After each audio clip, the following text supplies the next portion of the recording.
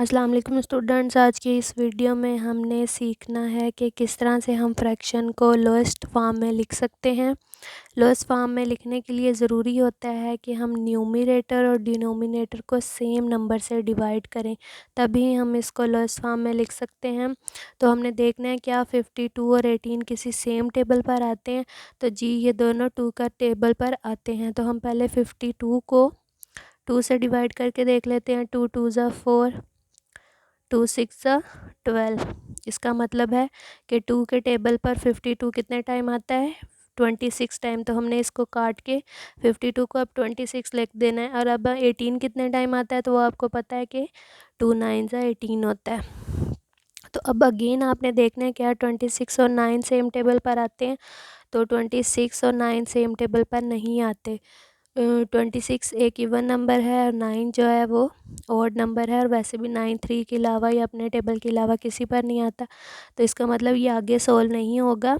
अगर same table पे आते होते तो हम इसको दोबारा काटते, नहीं आते तो अब हमारा यही आंसर है 26/9। नेक्स्ट पार्ट है हमारे पास 17/51। तो क्या ये दोनों सेम टेबल पर आते हैं। जैसे कि आपको पता होगा कि 17 एक प्राइम नंबर है, ये अपने अलावा किसी के टेबल पर नहीं आता। तो अब हमने देखते हैं क्या 17 के टेबल पर 51 आता है। तो हम यहाँ मल्टीप्लाई करके देख लेते हैं अगर आपको टेबल नहीं आता। पहले 17 2 ज़ा कर लेते हैं, 14 1 कैरी चला गया, 2 1 ज़ा 2, नेट गया 3। इसका मतलब है 17 2 ज़ा तो 34 हुआ है। अब 17 3 ज़ा देख लेते हैं, 3 7 ज़ा 21, 1 यहाँ पे और 2 कैरी चला गया, 3 1 ज़ा 3 और 2 ऐड के 5। इसका मतलब है 17 के टेबल पर 3 टाइम 51 आता है। तो हम 17 1 ज़ा 17 और 17 3 ज़ा 51 हो जाएगा। तो अब 1/3 आ गया, तो यही हमारा फाइनल आंसर है। हमने क्या किया, हमने देखना है कि क्या जो हमारे पास फ्रैक्शन में न्यूमरेटर और डिनोमिनेटर में नंबर है, क्या ये दोनों किसी सेम टेबल पर आते हैं। तो ये जिसके भी सेम टेबल पर आते हैं हमने इनको उससे कट कर देना है। तो इस तरह से ये हमारे पास लोएस्ट फॉर्म बन जाती है।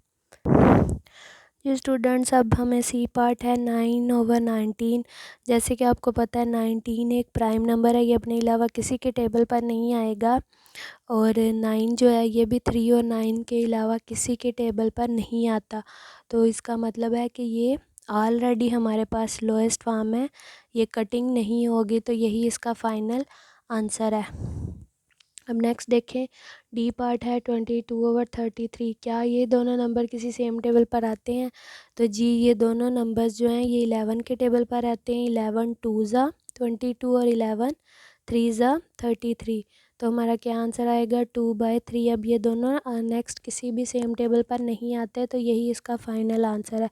आई होप आपको इन क्वेश्चंस की अच्छे से समझ आ गई होगी कि किस तरह से हम फ्रैक्शन से लोएस्ट फॉर्म बनाते हैं, फ्रैक्शन को लोएस्ट फॉर्म में कन्वर्ट करते हैं।